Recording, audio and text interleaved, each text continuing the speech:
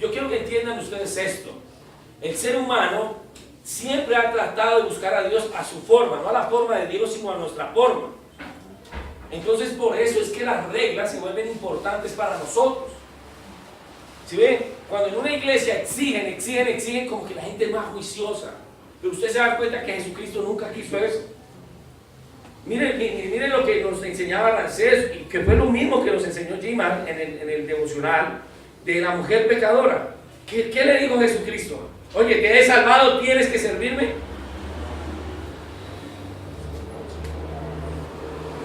Que cuando curó el paralítico, el que andaba con su lecho, le dijo, toma tu lecho. Eres libre. Y míreme acá, cristiano, eres libre. Libre.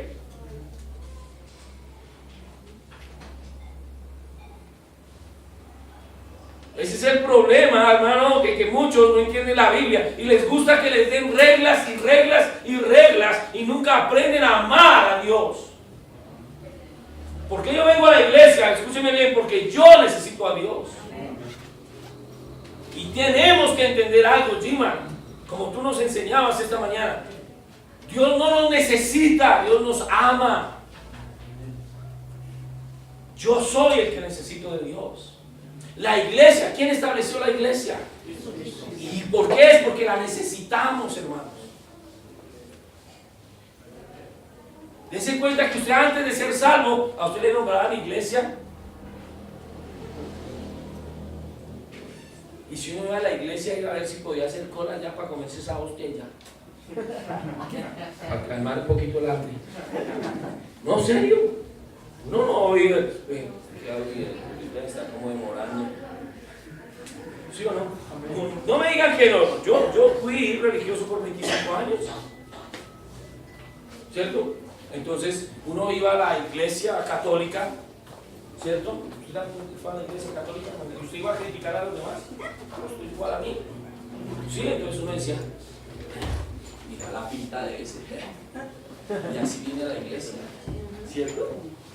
Y si entraba un borrachito, uno decía, lo que faltaba. Sí, ¿en serio?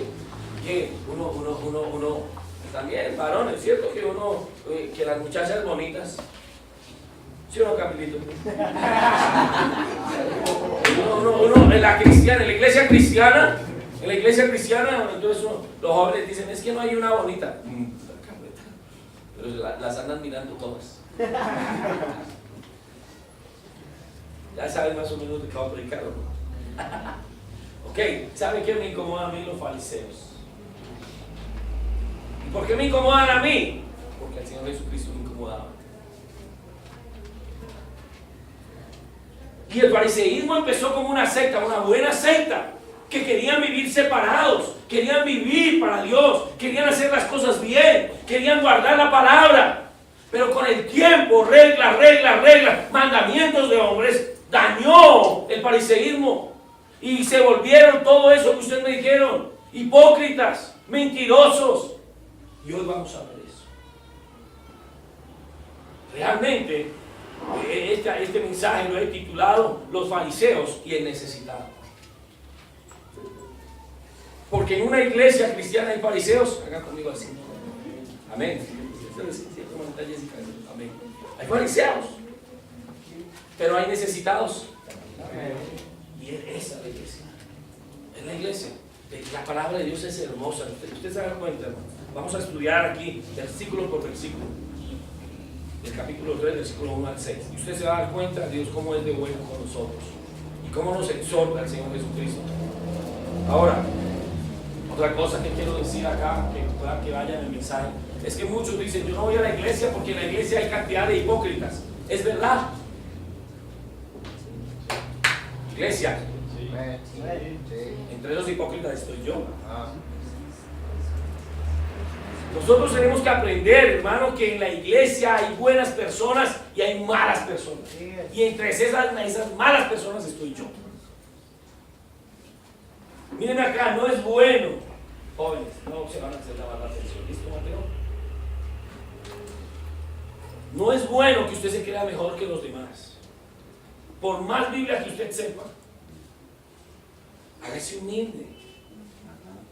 Déjese enseñar. Ahorita predicando en Neiva hace 8 días, un hermano se acercó y me dijo: pastor, ¿cuántos años de ministerio? 21. ¡Wow! No, 21 por la gracia y la misericordia de Dios. 21 años. ¿Sabe? Los últimos 3 días que me quedé con mi hermano, que es pastor misionero, estaba aprendiendo de él. Y los que me rodean a mí saben, yo les digo, siempre estoy aprendiendo de ustedes. De ustedes. Quiero que les confiese algo. Yo creo que amo tanto esta iglesia que se vuelve una debilidad de mí.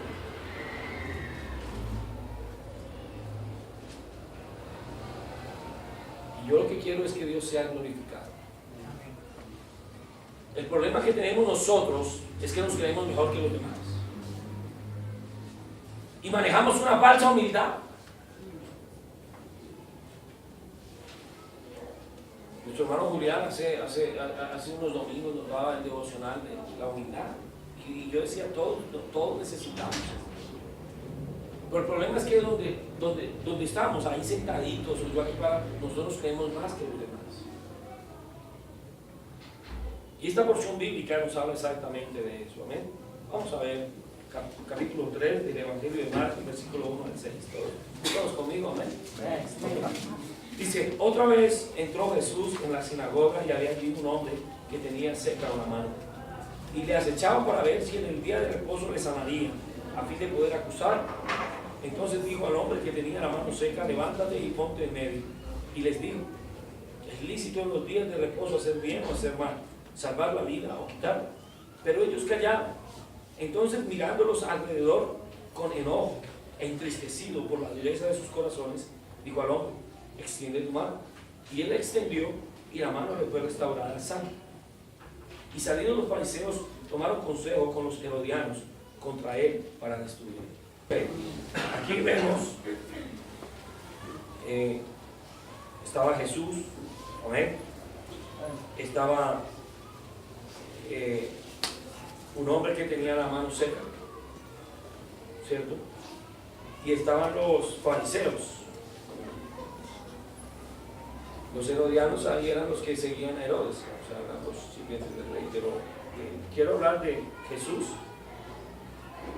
del hombre de la mano seca, y voy a hablar de los fariseos. ¿Amén?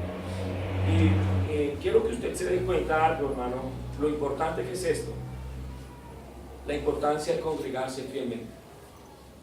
Siempre para el cristianismo nuestro mejor ejemplo, ¿quién es? Jesucristo. Y usted va a ver que dice la Biblia aquí en 3.1, otra vez Jesús entró, ¿qué? Vaya usted conmigo al capítulo 1 de Marcos y mire conmigo el versículo 29. 1:29. ¿Qué dice, por favor? Al salir de la sinagoga, vinieron a casa de Simón y Andrés, Jacobo y Juan. Jesús se congregaba fielmente. O sea, ¿se está dando cuenta usted? Mire el versículo 39, por favor. Ahí 1:39.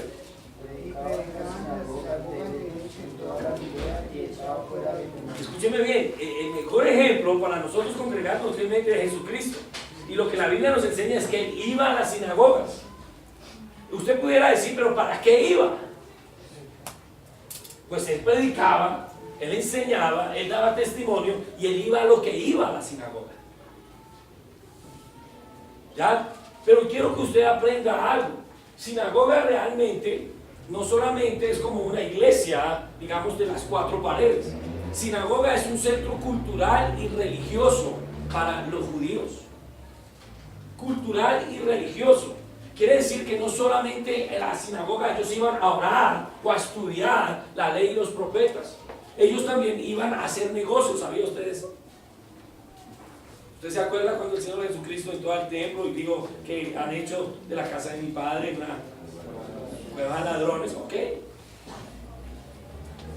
Y la sinagoga, como tal, allá, para los judíos, esto es muy importante.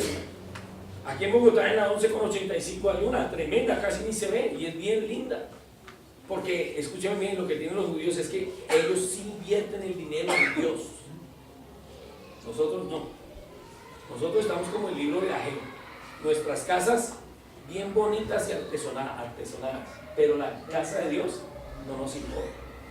Esto es algo delicado. Pero ¿por qué yo quiero tocar el tema de la sinagoga, hermano? Escúcheme bien. Aunque Jesús tenía la buena costumbre de congregarse, la sinagoga se volvió en un momento algo más religioso. ¿De qué estoy hablando yo? De costumbres. Esta mañana, mientras mi hijo venía manejando, todos veníamos callados en el carro. Y yo pensaba, oiga, es casi 1 hora y algo de viaje. Bueno, conmigo 45 minutos. Y escúchenme bien, y yo decía, yo no quiero que esto se vuelva costumbre. Venir a la iglesia, ¿por qué? O como enseñaba mi hermano Jimar, para que me vean. Yo realmente anoche estaba muy enfermo, le dije a Jimar que se alistara para que él viera el mensaje. ¿Por qué que les diga algo, mis hermanos? Yo no quiero predicar por costumbre. O sea, ¿sabe qué me molesta a mí? Cristianos profesionales. Cristianos que hemos perdido la pasión, que ya no nos importan las almas. ¿Sabe qué nos importa a nosotros? El trabajo. Entonces usted va a ver que en la sinagoga pasaba eso. Ellos ya iban por costumbre, pero no había un encuentro personal con Dios. Y este puede ser el problema que muchos aquí en esta iglesia están pasando, que vienen por costumbre, pero no tienen un encuentro personal con Jesucristo. Dios no les habla. Si usted se da cuenta en el versículo 1 del capítulo 3, dice, otra vez entró Jesús en la sinagoga y había allí un hombre que tenía seca una mano. Jesús sigue yendo a cada reunión de la iglesia. ¿Alguien se acuerda que dice Mateo 18:20? Donde hay 2 o más congregados en mi nombre, ¿qué dice él? Mírenme acá, yo no le estoy pidiendo a usted que crea en mí. Creamos lo que la Biblia dice. Allá en el grupo de apoyo, si se reúnen 4, Jesús está ahí. ¿Quién es el importante? Yo pregunto aquí, ¿quién es el importante? Él está aquí en medio. Usted se va a dar cuenta algo en el libro de Apocalipsis, cuando habla que, vaya usted conmigo a Apocalipsis 1. De pronto me demoro un poquito, pero que se vayan bien alimentados por lo menos.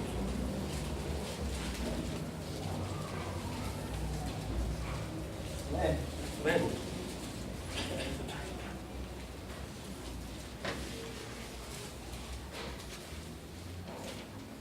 El versículo 20, no 20. Le voy a decir a usted que es la iglesia. Dice, el misterio de las 7 estrellas que has visto en mi diestra y de los 7 candeleros de oro. Las 7 estrellas son ¿qué? Los ángeles son mensajeros. Y realmente ese mensajero, podemos decir que era el pastor de la iglesia. Él es mensajero. Pero cuando habla de los 7 candeleros que has visto son ¿qué? Quiere decir que un candelero no puede producir luz porque sí. ¿Qué necesita el candelero? ¿Saben antiguamente qué le colocaban al candelero? Aceite.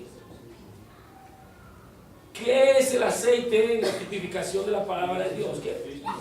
Quiere decir que usted y yo no vamos a brillar, no vamos a dar luz si el Espíritu Santo de Dios no está dentro de nosotros.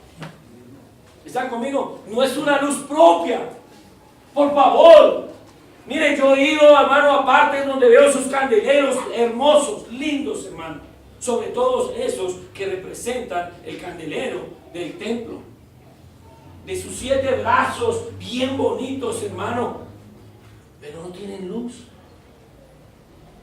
Niñas, ustedes pueden ser bien lindas, bien hermosas, pero pueda que usted no esté dando ninguna luz.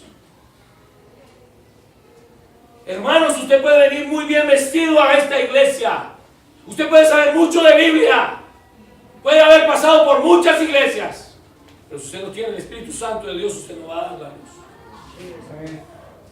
La iglesia está para dar la luz que produce el Espíritu Santo de Dios. No podemos permitir en nuestras vidas que el venir a la iglesia se vuelva rutina, se vuelva algo religioso. No lo podemos permitir. Es como si algo o alguien nos estuviera robando literalmente el primer amor. ¿Usted se acuerda cuando usted fue salvo? ¿Usted se acuerda? ¿Cómo venía usted a la iglesia? Y las alabanzas. Es más, cuando cantaban Malaquías, a dar algo. Hoy le decía yo a Camilo, pase con el alcohol y pégueles en el codo. Porque ya ni quieren dar. Porque quitamos la pasión, quitamos el amor y nos volvemos religiosos. ¿Qué me preocupa a mí con los jóvenes, hermano? ¿Qué me preocupa a mí con los jóvenes? Que vengan porque esto se volvió un club social. No, mira, esto no es un club social, esto es la iglesia. Y ahí nosotros tenemos que ver que, escúcheme bien, Jesús, ¿a qué viene la iglesia? Hay alguien necesita. Váyase conmigo a Marcos 3.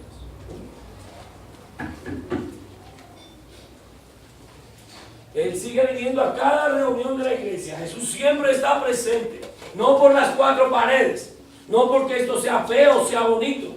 Él está porque nos ama. Y si nosotros nos congregamos en el nombre de Él, Él está en medio de nosotros.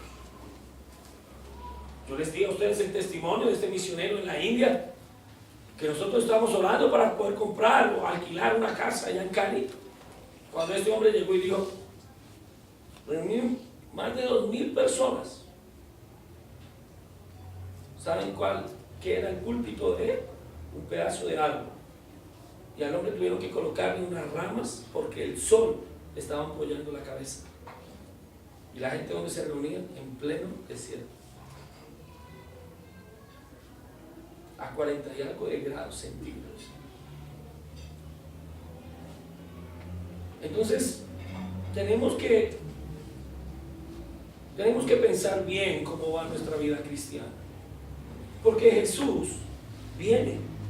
Y escúcheme bien, nosotros somos los que perdemos la bendición cuando colocamos excusas para no congregarnos. ¿Sí?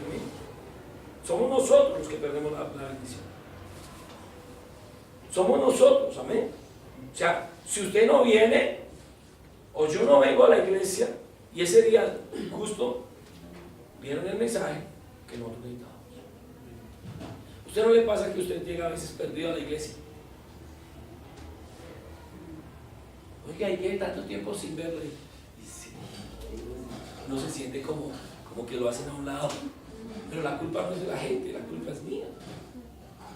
La culpa es mía. Hermano, la iglesia, y es algo que yo hacía mucho énfasis cuando empezamos esta iglesia, la iglesia local es porque es de la localidad. ¿Sí? Es porque es de la localidad. Y nosotros estamos para eso. Ahora, escúcheme bien. Este hombre, dice la Biblia que tenía una mano seca. En Lucas capítulo 6 dice que era la mano derecha. Ahora, si usted se da cuenta, una mano seca y más la derecha, ¿cómo podía trabajar ese hombre? Quiero que usted se dé cuenta. Jesús viene a la iglesia a hacer algo especial con el necesitado. Jesús viene a la iglesia a hacer algo especial con el necesitado.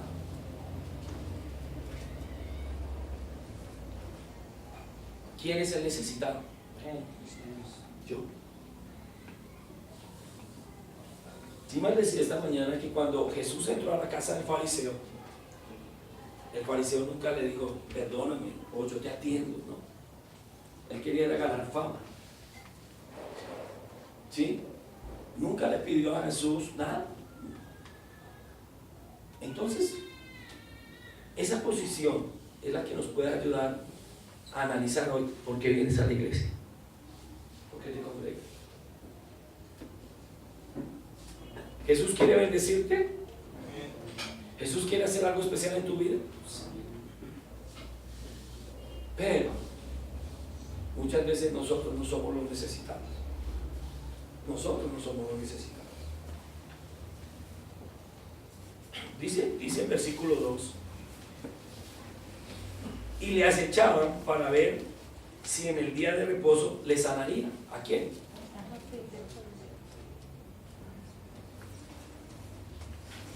Y dice la Biblia ahí, a fin de poder acusarle. Jesús, ¿a qué viene a la iglesia? A sanar, a bendecir, a salvar, a prosperar. Y yo no soy carismático, pero entiéndame esto, miren acá. El Jesús de la Biblia es un Jesús que bendice. ¿Cómo? La pregunta le pudiera decir yo: ¿cómo quiere usted que Jesús le bendiga? Le voy a hacer otra pregunta. ¿Qué tanto poder cree usted que tiene Jesús para bendecir? ¿Sí tiene todo el poder? Ahí está. Y Él viene porque Él sabe que hay necesidad en la iglesia. Y Él está dispuesto a bendecir, a hacer algo especial. Pero mire, ahí está el hombre necesitado. Pero desafortunadamente también están los fariseos. ¿Cómo sabemos que eran los fariseos? Mire el versículo 6. Mire el versículo 6. ¿Y salidos qué? Tomaron consejo con los herodianos. Quiere decir que el 2 y el 6 son una concordancia frente a esto. Y le acechaban para ver si en el día de reposo le sanaría a fin de poder acusarle. Así como yo hablaba de cuando íbamos a la iglesia tradicional, muchos vienen a la iglesia a esto, a criticar, vienen a juzgar, vienen a desanimar, vienen duros de corazón.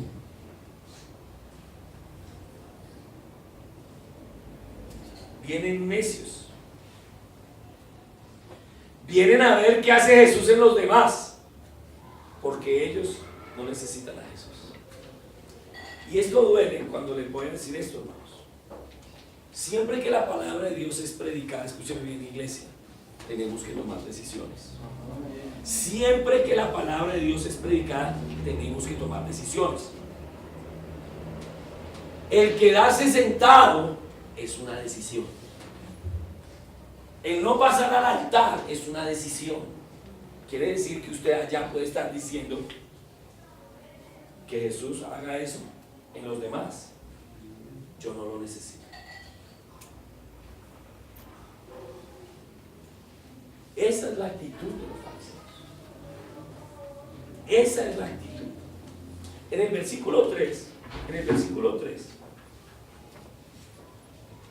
dice: entonces dijo al hombre que tenía la mano seca: levántate y ponte en medio.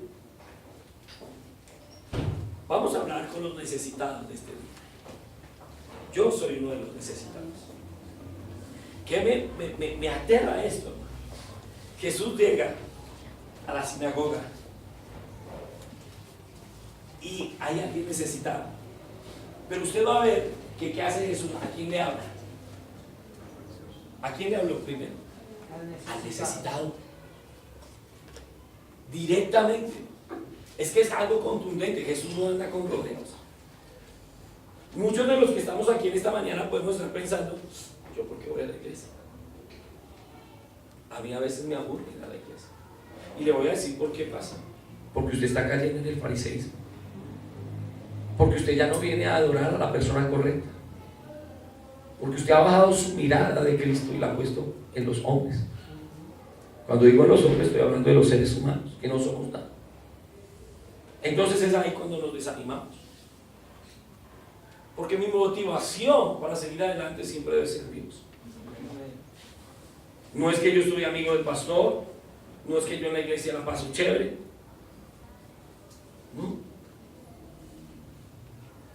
Jesús habla directamente al necesitado. Dígame que eso no pasa aquí. Yo me enteré porque yo prediqué un mensaje a los jóvenes allá en campamento y un joven llegó y me dijo: no, hoy sí me dio duro. Le dije: ¿te habló Dios? Me dijo: no, que va, todo era para mí.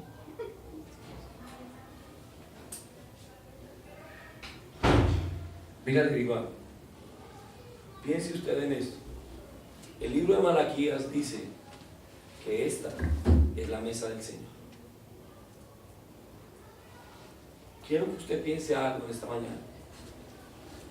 ¿Quiénes somos usted y yo para que el Dios de los cielos prepare un banquete para usted y para mí?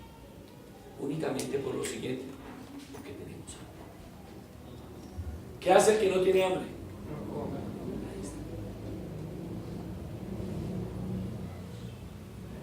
¿A usted no le ha pasado que usted ha comido y le sirven ahí y usted empieza? Entonces es como feo. Mi mamá decía: no empiece a zapotear la comida. ¿Sí se dice así o no? ¿Sabe usted que es de allá el garzón de donde mi mamá? ¿Sí o no? Zapotear la comida, quiere decir que no. ¿Quiere que les diga una cosa? Muchos aquí vienen a criticar la prédica.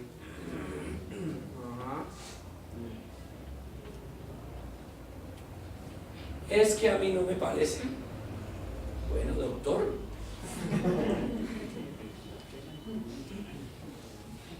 ¿Sí? Es que, o sea, qué palabras tan poco elegantes. Ahí como dice mi hermano, ahí su merced. Cosas, hermano, que por favor, miren. El necesitado, Jesús habla directamente. Jesús no anda con rodeos. Él nos muestra nuestra necesidad. ¿Cuál era la necesidad de este hombre? Que tenía la mano que. Ahora, al necesitado lo invita. Mire lo que le dice: levántate. Levántate y qué. Oiga, mire acá. Dios es muy bueno. Levántate y ponte. Si usted. ¿Cuántos queremos que Dios haga algo con nosotros? Si tú y yo somos los necesitados, mira lo que dice Jesús: levántate y ponte en medio. Yo creo que usted piense en eso. El hombre con su mano seca. Jesús le dice: levántate. Ese hombre tenía que tomar decisión. Ponte en medio. Wow. ¿Qué noto yo aquí, hermano? El necesitado debe salir del montón.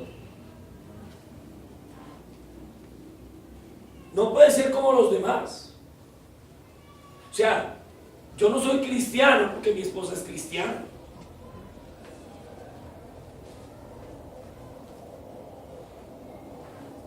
Tú no puedes ser cristiano porque tu papá es cristiano. Tú tienes que salir del montón, tú tienes que ser diferente. Pero no solo es eso, miren y lo verás. El necesitado debe dejar la pena. ¿Sí o no? Pues imagínense. A ver, ¿quién necesita pedir perdón al Señor porque ha robado? Entonces uno dice: uy, no empiezan a cuidar las billeteras. Una más pequeña. ¿Quién necesita pedir perdón aquí por adulterio? ¿No te la esposa? Piense usted en eso. Piense usted en eso. ¿Por qué? Míreme acá, porque Jesús no anda con rodeos. Jesús habla necesitado.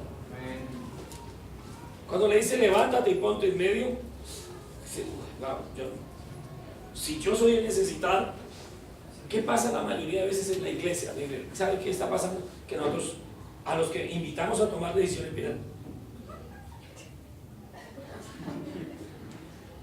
y cuando ven que pasan uno o dos,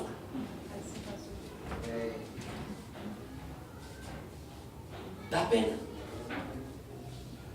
Sí, pero el necesitado debe dejar la pena. No solo es esto, escúcheme bien. El necesitado debe superar el que dirá.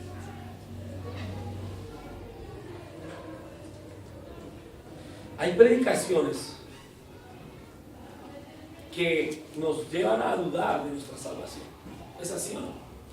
Claro, porque uno está ahí, uno dice yo soy salvo, salvo siempre salvo. Cuando dicen, es que usted es un pecador, y si usted peca es porque usted no ha sido salvo. Usted dice, yo estoy pecando, no soy salvo.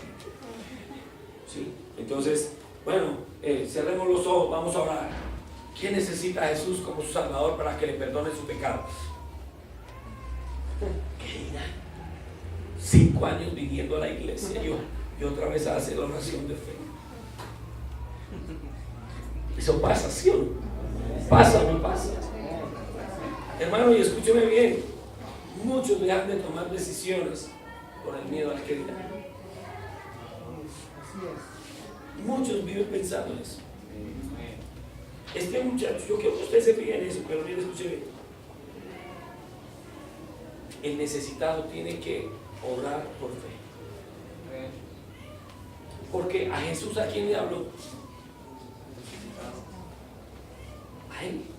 ¿Sí ve? O sea, si usted está ahí sentado en esta mañana, el favor que yo le pido es que si Dios le está hablando a usted, usted no dude. No dude, porque Dios le está hablando a usted. ¿Sí ve? Si usted empieza a dudar, usted no está dudando de mí, ¿usted de quién está dudando? Y de lo que Dios quiere hacer con usted. Lo que Dios quiere hacer con usted. Que hay una necesidad, sí. Ahora yo pregunto, ¿cuántos estamos necesitados aquí en esta mañana? Démonos cuenta, entonces, Él nos sigue hablando. Pero mire el versículo 4. Entonces entonces les dijo, ¿es lícito en los días de reposo hacer bien o hacer mal, salvar la vida o quitarla? Pero ellos, ¿qué? Qué triste. Era día de reposo. Y ellos no se conmovían por la necesidad del hermano.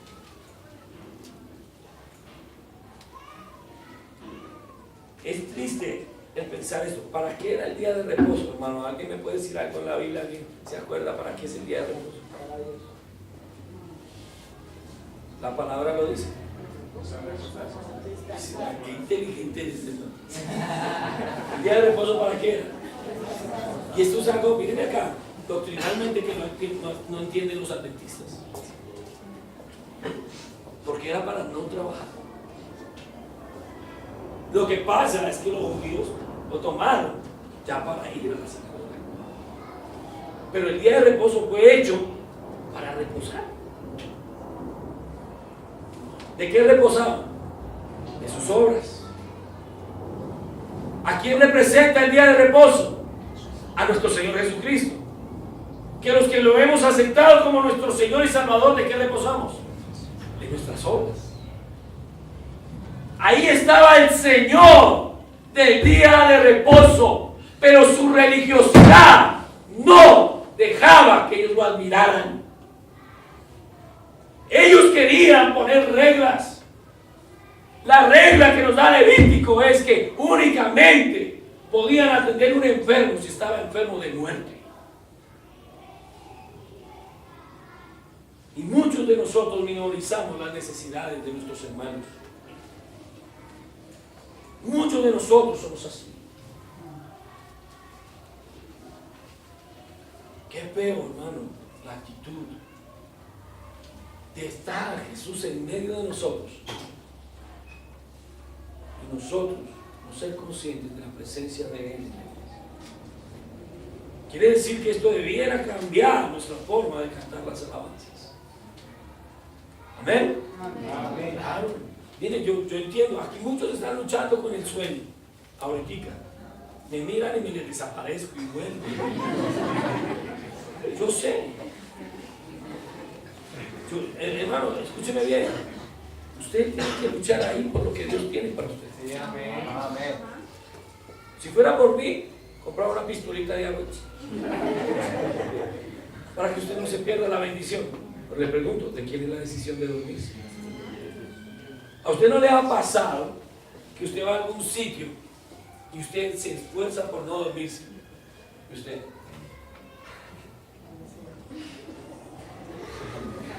Pero en un momento usted Se debilitó. ¿Qué hace usted? Se acomodó. Ya, que se pierda.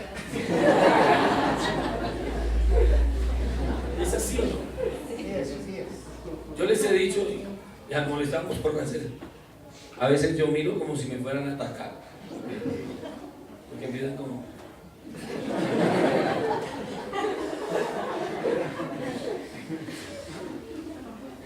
Si usted está necesitado, ¿usted cree que usted se va a dormir? Amén, cierto es. Sencillo. Sencillo. Yo entiendo. Pero la actitud con la que venimos a la iglesia es lo que marca. Es triste, hermano, que nosotros ignoremos la presencia de Jesús en este sitio.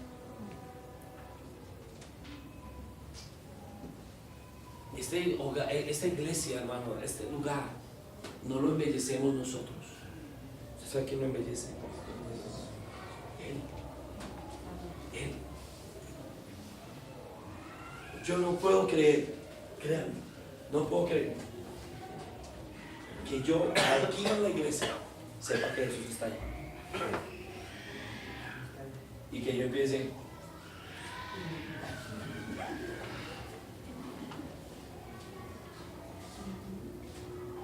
La mayoría de ustedes saben que yo soy docente. ¿Quiere que le diga algo? Eso es falta de respeto.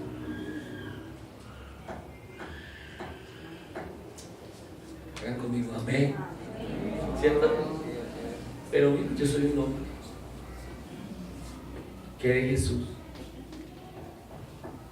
¿Con qué actitud vienes tú a la iglesia? Es triste en el versículo 4, porque dice, les dijo, es lícito en los días de reposo hacer bien o hacer mal. ¿Qué creen ustedes? Ok, ¿salvar la vida o quitarla? Y si usted ve aquí, él les está dando una contradicción. Porque si el día de reposo era para reposar, ¿cómo iban a quitar la vida? Pero quiere que le diga una cosa. Nuestra actitud en la iglesia mata. Mírenme acá, nuestra actitud en la iglesia mata. Mata a la gente que viene a visitarnos. La gente no quiere volver a nuestra iglesia por nuestra actitud. Porque nosotros, en lugar de mostrarles amor, vida, les mostramos rechazo, muerte.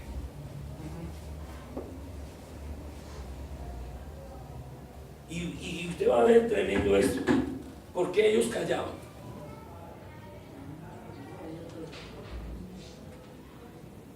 Versículo 5.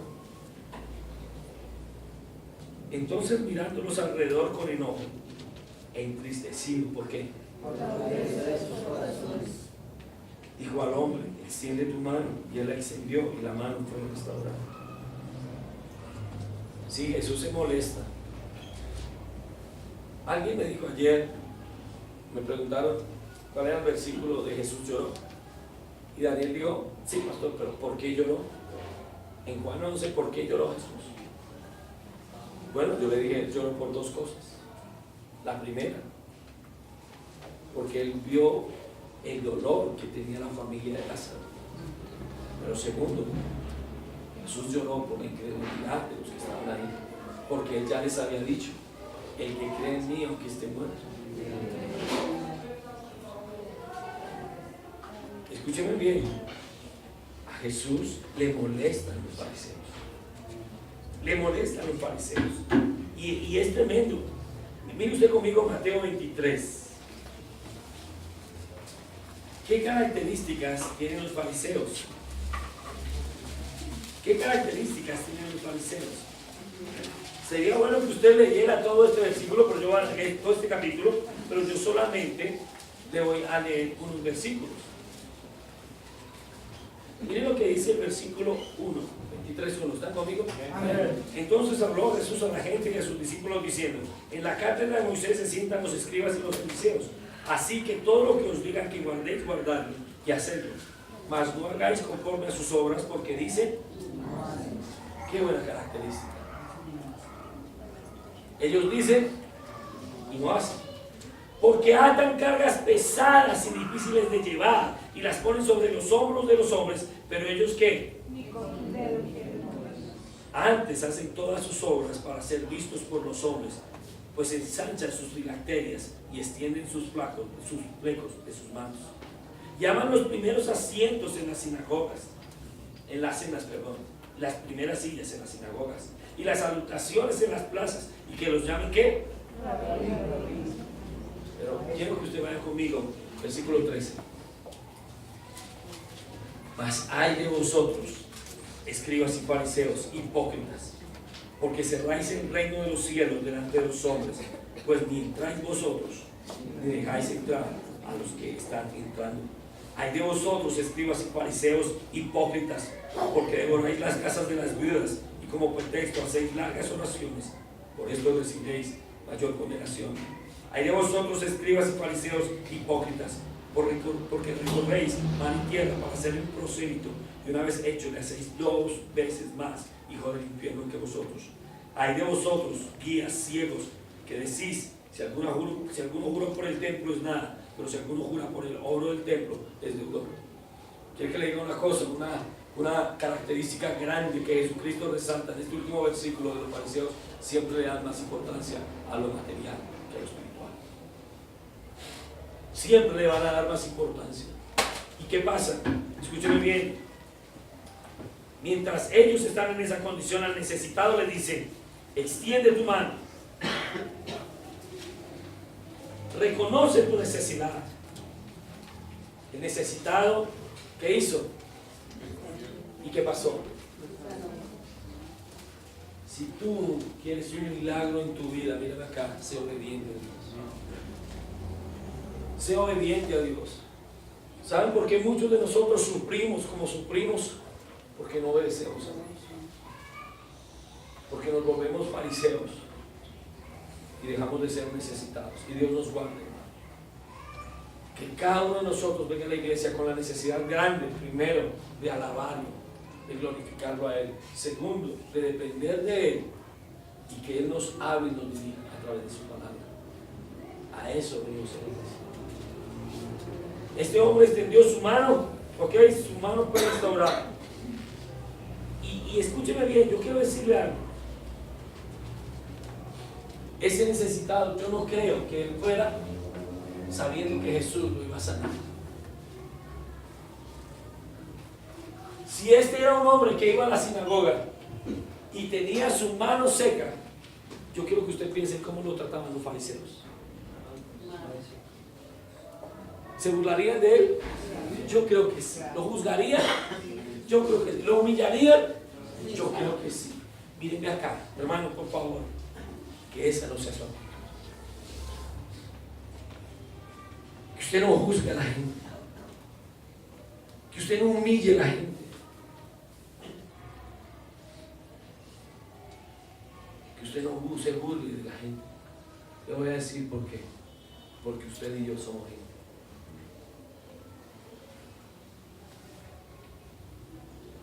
Cuando Jesús dijo, no puede ser el discípulo mayor que su maestro, ¿sabe qué estaba diciendo? No todos crecemos de igual manera.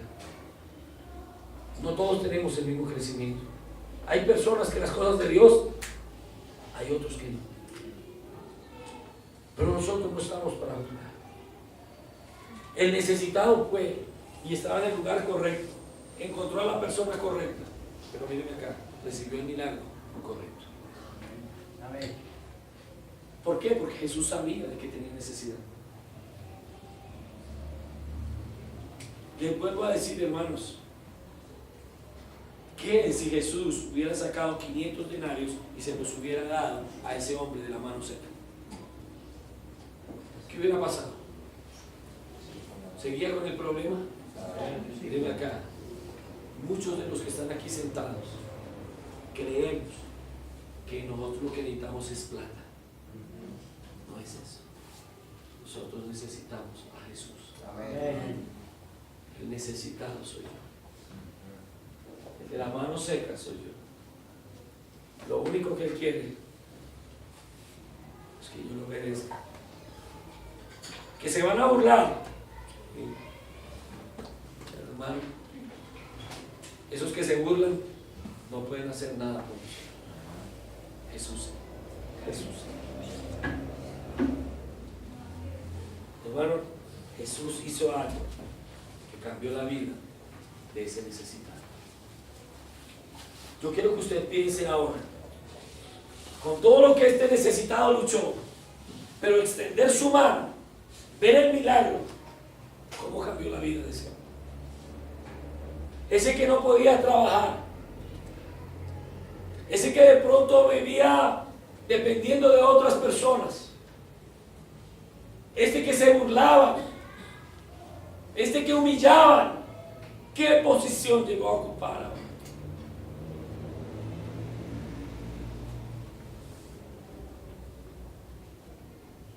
¿Usted se acuerda de la parábola del fariseo y el publicano? ¿Usted se acuerda que el fariseo puesto en pie oraba y decía, gracias Señor porque no soy como los demás? Yo diezmo, yo me congrego, Pero el publicano dice que no se atrevía a levantar su mirada, sino le decía, Dios, sé propicio. La palabra propicio, ahí viene la palabra propiciatoria. Aplaca la ira. Si muchos de nosotros hemos caído en el error del fariseísmo, le recuerdo el versículo 5. Jesús le molestó, le dio rabia y le dio tristeza. Al necesitado lo bendijo, le cambió la vida. Pero el versículo 6 dice, vea, escuche bien, para terminar. Versículo 6 dice, y salieron los fariseos, tomaron consejo con los herodianos contra él, ¿para qué?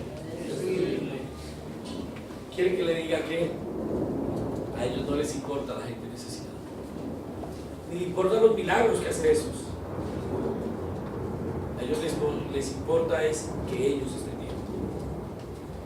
Si ven que ellos salieron, ¿cómo salieron? Que no sea usted el de santitud, ni yo. Que no salgamos de aquí iguales. Que salgamos tomando decisiones de ser obedientes y de venir a la iglesia con la actitud correcta. Conclusión: fariseos, arrepiéntanse y busquen de todo corazón a Dios. Necesitados.